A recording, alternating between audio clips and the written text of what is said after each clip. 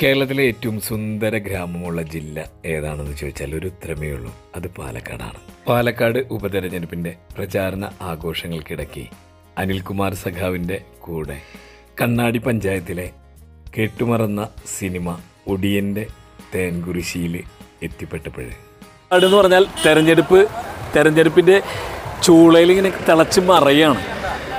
പക്ഷേ എൻ്റെ കൂടെ അനിൽകുമാർ സഖാവുണ്ട്, ഇവിടെ സഖാക്കൾ എല്ലാവരും നിൽക്കുന്നുണ്ട്. നമ്മൾ വ്യാജത്തിനെതിരെയാണ് പോരാടുന്നത് അല്ലേ ശരിക്കും. പാലക്കാട് തെരഞ്ഞെടുപ്പിൽ നമ്മൾ ഏറ്റവും അധികം നമ്മൾ വ്യാജ വാർത്തകൾക്കെതിരെ ഒരു പോരാടേണ്ട, ശരിക്കും പണ്ടൊക്കെ മാധ്യമപ്രവർത്തകർ ചെയ്യുന്ന ഒരു കാര്യമാണ് ഇപ്പോൾ സാധാരണ ജനങ്ങൾക്ക് ചെയ്യേണ്ടി വരിക എന്നുള്ളതാണ്. ഇന്നലെ അനിൽകുമാർ സഖാവിൻ്റെ നമ്മൾ വീഡിയോ കാണുമായിരുന്നു മനോരമയ്ക്ക് എവിടെ നിന്നാണ് വാർത്ത കിട്ടിയത് എന്നാണ് ചോദിക്കുന്നത്. സഖാവ്, എങ്ങനെയാണ് ഈ വ്യാജ വാർത്ത നമുക്ക് മുമ്പിൽ ഇതുപോലെ വന്നു വീഴുന്നത്? വ്യാജങ്ങൾ വാർത്തയല്ലാതാവുകയും വ്യാജന്മാരെ രക്ഷിക്കാൻ വ്യാജ വാർത്തകൾ നിർമ്മിക്കുകയും ചെയ്യുന്ന തലതിരിഞ്ഞ ഒരു മാധ്യമ ലോകത്താണ് ഇന്ന് നമ്മൾ ജീവിച്ചുകൊണ്ടിരിക്കുന്നത്. ഏറ്റവും അവസാനം ഒരു കാര്യം പറയാം. ഇവിടെ നിന്നും അധികം ദൂരമല്ല ചിറ്റൂർ. 1363 ലിറ്റർ വ്യാജ മദ്യമാണ് ഈ പാലക്കാട് മണ്ഡലത്തിൽ ഒഴുക്കാൻ വേണ്ടി അവിടുത്തെ കോൺഗ്രസിൻ്റെ ജില്ലാ പഞ്ചായത്ത് അംഗമായിരുന്ന സുഭാഷിനെ അറിയാവുന്ന നമ്മുടെ പാർട്ടി ഏരിയ സെക്രട്ടറിയാണ്. എന്താ പേര് പറയാ? ഗോപാൽസ്വാമി കൗണ്ടറിൻ്റെ സഹോദരൻ സ്വാമി കൗണ്ടറിൻ്റെ സഹോദരൻ്റെ മകൻ ഇന്നലെ ജയിലിൽ പോയി. അപ്പം 1363 ലിറ്റർ വ്യാജമദ്യം എക്സൈസുകാർ പിടിച്ചെടുത്താൽ എന്തുകൊണ്ടാണ് മാധ്യമങ്ങൾ മൗനമായിരിക്കുന്നത്? അതും കോൺഗ്രസ് നേതാക്കളുടെ കയ്യിൽ നിന്നാണെങ്കിൽ.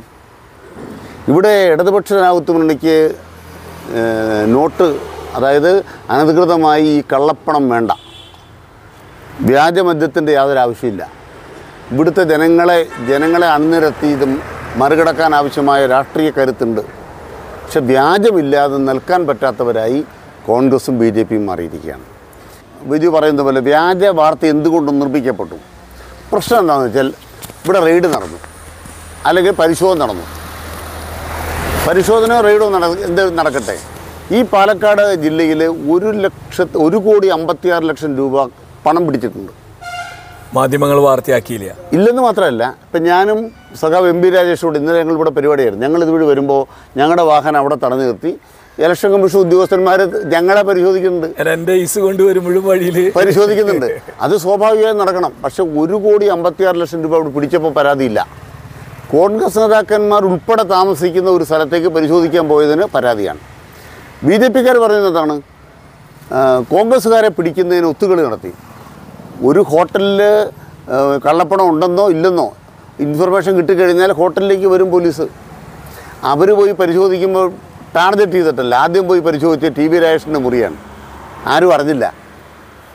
LDFകാർക്ക് CPMകാർക്ക് പരിശോധിക്കാനും തർക്കമില്ല, തർക്കമാർക്കാണ്. എന്തുകൊണ്ടാണ് ഈ തർക്കം ഇത്രേ ഉള്ളൂ. ഇപ്പോൾ കോൺഗ്രസ് ഈ പെട്ടി വിവാദത്തിൻ്റെ ഭാഗമായി മനസ്സിലാക്കേണ്ട കാര്യം, ഈ മണ്ഡലത്തിലെ തെരഞ്ഞെടുപ്പ് രംഗത്ത് വിതരണം ചെയ്യാൻ ഇവിടേക്ക് ഒഴുക്കാൻ പോകുന്ന കള്ളപ്പണം, ഒഴുക്കാൻ ലക്ഷ്യമിട്ട കള്ളപ്പണം തടയാനായി എന്നുള്ളതാണ് ഈ വിവാദത്തിലൂടെ LDF നേടിയ നേട്ടം. ഇനി ഈ മണ്ഡലത്തിൽ കള്ളപ്പണം സംഭവിക്കില്ല, നമ്മൾ പോരാടും. അത്ര ജാഗ്രതയോടെ LDF പ്രവർത്തകർ ഇറങ്ങിത്തിരിച്ചു. അവിടെ റെയ്ഡ് നടന്നു, അല്ലെങ്കിൽ പരിശോധന നടന്നു, അത് തെറ്റായിപ്പോയി. നിങ്ങൾ പണം കൊണ്ടുവന്നാൽ തെറ്റായിപ്പോയെന്നല്ല, മറ്റതാണ് തെറ്റായിപ്പോയെന്ന് ലോകത്തൊരാൾക്കും പറയാൻ പറ്റത്തില്ല, നിയമത്തിനും പറയാൻ പറ്റത്തില്ല. അതിനാണ് ജില്ലാ കളക്ടറുടെ പേരിൽ വ്യാജ വാർത്ത ഉണ്ടാക്കിയത്. ജില്ലാ കളക്ടറുടെ പേരിൽ വ്യാജ വാർത്ത ഉണ്ടാക്കിയത് എന്തിനാണ്? വ്യാജനെ രക്ഷിക്കാനാണ്, ഇവിടുത്തെ UDF സ്ഥാനാർത്ഥിയെ രക്ഷിക്കാനാണ്. അത് ചർച്ചാ വിഷയമായി. സഖാവെ, മുമ്പിൽ നമ്മൾ കണ്ട ഒരു സത്യമാണ്, അദ്ദേഹം കോഴിക്കോട് നിന്ന് വളരെ ശ്വാസം വിട്ട് റിലാക്സ്ഡായിട്ട് എനിക്ക് ഇവിടെ വരണമെന്ന് ആഗ്രഹമുണ്ട്, ഞാനിപ്പോൾ കോഴിക്കോടാണ്.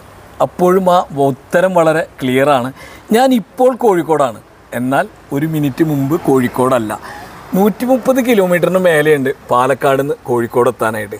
ഇവിടെ പലവട്ടം ഇന്ത്യൻ റുപ്പിയിലെ പോലെ വണ്ടികൾ മാറി കയറിയത് നിങ്ങൾ ഒരു സ്ഥലത്ത് നിന്ന് പുറപ്പെടുന്നു, ആ സ്ഥലത്ത് പരിശോധിക്കുന്ന പോലീസ് സാധാരണഗതിയിൽ ഇദ്ദേഹം പോയ വണ്ടി പരിശോധിക്കും, സ്വാഭാവികമാണ്.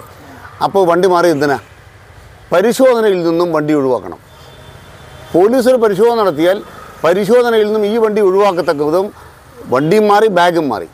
അപ്പോൾ ഒരു തരത്തിലും പിടിക്കത്തില്ല. നിങ്ങൾ മനസ്സിലാക്കേണ്ട ബുദ്ധി എന്താണ്? അവിടുന്ന് പുറപ്പെട്ട 2 വണ്ടികളിൽ ഒരു വണ്ടി ബാഗും മാറ്റി വണ്ടിയും മാറ്റി. അതിനർത്ഥം എന്താണ്?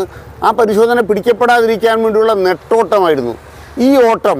ഈ പാലക്കാട് നിന്ന് കോഴിക്കോട്ടേക്ക് കൂടി ഓട്ടമില്ലേ, ആ ഓട്ടം 23-ാം തീയതി 12:30 ഓടിക്കും പാലക്കാട്ടെ ജനങ്ങളെന്ന നല്ല വിശ്വാസമാണ് ഞങ്ങൾക്കുള്ളത്. അതിലൊരു സംശയം തോന്നാത്തത് എന്താണെന്ന് വെച്ചാൽ, കാരണം അദ്ദേഹത്തിൻ്റെ വഴി മുഴുവൻ വ്യാജമായിരുന്നു. നമുക്കറിയാം, യൂത്ത് കോൺഗ്രസ്സിൽ തെരഞ്ഞെടുപ്പ് നടന്നപ്പോൾ തന്നെ അദ്ദേഹത്തിനെ ഉപദേശിക്കാൻ വന്നതും അദ്ദേഹത്തിന് കുറ്റം പറയാൻ വന്നതും VM സുധീരനെ പോലെയുള്ള സമുന്നത നേതാക്കളാണ്. അത് ഓരോ ടൈമിലും ഇപ്പോൾ നമുക്ക് അറിയുന്ന പോലെ ഷാഫിയുടെ ഗുരു KSB തങ്ങൾ മരണ സമയത്ത് ഒരു ആഗ്രഹം പ്രകടിപ്പിച്ചുള്ളൂ, ഷാഫിനെ കാണരുത് എന്നുള്ളത്, ഷാഫിനെ എൻ്റെ മൃതദേഹം കാണിക്കരുത് എന്നുള്ളത്. അത് കോൺഗ്രസ് പാലിച്ചു എന്ന് വെച്ചാൽ ഇവിടെ അവിടെയാണ് ഒരു കാര്യം. ഈ പാലക്കാട് മണ്ഡലത്തിൽ ചെറുപ്പക്കാർക്കൊരു വികാരമുണ്ട്. ഞങ്ങളിപ്പോൾ വീട് കയറിയപ്പോൾ ഞങ്ങൾക്ക് മനസ്സിലായ കാര്യമാണ്, നിങ്ങൾ ആരാണ് പിൻഗാമിയെ തീരുമാനിക്കാൻ? മുമ്പ് നമ്മൾ രാമായണ കഥ പോലെ കേൾക്കുന്നത് രാജാവ് മരിച്ചാൽ മകൻ രാജാവാകും. അത് നിയമമാണ്. പുതിയ രാമായണം ഉണ്ടാക്കിയിരിക്കുകയാണ്. എന്താണ് പറയുന്നത്? ഷാഫി പറമ്പിലിൻ്റെ പിൻഗാമിയെ ഷാഫി പറമ്പിൽ തീരുമാനിക്കും. അത് ജനാധിപത്യത്തിൽ ചെറുപ്പക്കാർ ഇഷ്ടപ്പെടുന്നില്ല. പാലക്കാട്ടെ ചെറുപ്പക്കാർ ഞങ്ങളോട് പറഞ്ഞു, ഇയാൾ ആരാണ് പിൻഗാമിയെ തീരുമാനിക്കാൻ? അവിടെ നമ്മൾ മനസ്സിലാക്കേണ്ട പ്രധാനപ്പെട്ടൊരു കാര്യം, BJP മണ്ഡലത്തിൽ ഇതുപോലെ തകർന്നൊരവസ്ഥയില്ല. BJPക്കാർ പറയണത് ഞങ്ങൾക്ക് എവിടെ പോയാലും മൂത്താന്തറയുണ്ടെന്നാണ്. ഇപ്പോൾ മൂത്താന്തറയിൽ സ്ഥാനാർത്ഥിക്ക് കയറാൻ പറ്റുന്നില്ല. അതോടുകൂടി BJP തീർന്നു. പിന്നെ പ്രധാനപ്പെട്ട കാര്യം, UDFൻ്റെ വ്യാജ സ്ഥാനാർത്ഥിയുടെ പ്രധാനപ്പെട്ട ഒരു കോംപ്ലക്സ് എന്താണ്? പുള്ളിക്ക് വ്യാജനെ പിടിക്കൂ. കരുണാകരൻ്റെ മകളെന്ന് പറയുന്നത് കരുണാകരൻ്റെ മകളാണെന്ന് അവരുടെ ഇടപെടൽ കൊണ്ട് ഈ ലോകത്തെ മുഴുവൻ പേർക്കും അറിയാം. കരുണാകരൻ്റെ സഹധർമ്മിണിയെ അപമാനിച്ചതിനെതിരായ വികാരം പാലക്കാട്ടില്ലേ? കോൺഗ്രസ്സിലുണ്ട്, മൊത്തം കോൺഗ്രസ്സിലുണ്ട്. അത് ഒരു മനുഷ്യത്വപരമായ വാക്കുകൾ പറയുന്ന ഒരാളല്ല ഇവിടുത്തെ സ്ഥാനാർത്ഥി. ഇതിപ്പോൾ ഈ ജനത്തിന് അറിയാൻ വലിയ ബുദ്ധിമുട്ടൊന്നുമില്ലല്ലോ സഖാവേ. പക്ഷേ ഞാൻ തമാശയല്ല പറയുക. ഈ പ്രതിപക്ഷ നേതാവ് VD സതീശൻ, അദ്ദേഹം ഒരു കഥാപാത്രമായി. അദ്ദേഹം പറഞ്ഞു, കോൺഗ്രസിൽ നിന്ന് ഒരാൾ പോയപ്പോൾ എന്താണ് അഭിപ്രായം? ഞാൻ ചിരിക്കുക എന്താ പറഞ്ഞത്. ഇദ്ദേഹത്തിന് ഇതുവരെ ചിരി നിർത്താൻ പറ്റിയിട്ടില്ല. എത്ര പേര് മൊത്തം പോകുന്നുണ്ട്? 10 ആളായി. എന്തായാലും 18 മാസമല്ലേ ഉള്ളൂ. ഈ 18 മാസക്കാലത്ത് വികസനത്തിൻ്റെ ഒരു പൂന്തോട്ടം ഇവിടെ സൃഷ്ടിക്കാൻ ഇടതുപക്ഷ ജനാധിപത്യത്തിന് അവസരം തന്നാൽ പാലക്കാട്ടുകാർക്ക് അതൊരു ഭാഗ്യമാണ്. അതാണ് നമ്മൾ പറയുന്നത്. ഒരവസരം പാലക്കാട്ട് തന്നാൽ 18 മാസക്കാലം കഴിഞ്ഞ് വീണ്ടും ഇഷ്ടപ്രകാരം എടുക്കാമല്ലോ. തൽക്കാലം ഇതല്ലേ നല്ലത്? Doctor P. സരീൻ. അതെ, ഒരു ചോദ്യമില്ലാത്തൊരു കാര്യമാണ്. എല്ലാ സഖാക്കളും കൂടിയുണ്ട്, എല്ലാവരും വളരെ കൃത്യമായിട്ടുള്ള പ്രവർത്തനത്തിലാണ്. ഇത് വ്യാജനെ അതിജീവിക്കാനുള്ള ഒരു പോരാട്ടമാണ്, അല്ല സഖാവേ? ഇത്രയും കള്ളത്തരം താങ്ങാനുള്ള ശേഷി പാലക്കാടില്ല. ഇത്രയും കള്ളത്തരവും ഒന്നും താങ്ങാനുള്ള ശേഷി പാലക്കാടില്ല. അത്രയും നിഷ്കളങ്കരമായ നിർമ്മലരായ മനുഷ്യരാണിത്. ഈ നിർമ്മലരായ ഈ മനുഷ്യരുടെ നടുവിൽ ഒരു വ്യാജനും വിലപ്പോവില്ല. ഇവിടെ ബ്രെഡ് പൂക്കാൻ പോകുന്നില്ല. ഇവിടെ ബ്രെഡ് പൂക്കാൻ പോകുന്നില്ല. അതെ, ഇവിടെ ബ്രെഡ് പൂക്കാൻ പോകുന്നില്ല. ശരി, തൽക്കാലം എല്ലാവർക്കും നമസ്കാരം പറഞ്ഞുകൊണ്ട് നിർത്തുന്നു. അനിൽകുമാർ സഖാവിനൊപ്പം കൂടെ മറ്റുള്ള എല്ലാ സഖാക്കൾക്കൊപ്പം ഞാൻ ബിജു പവിത്ര. നന്ദി, നമസ്കാരം.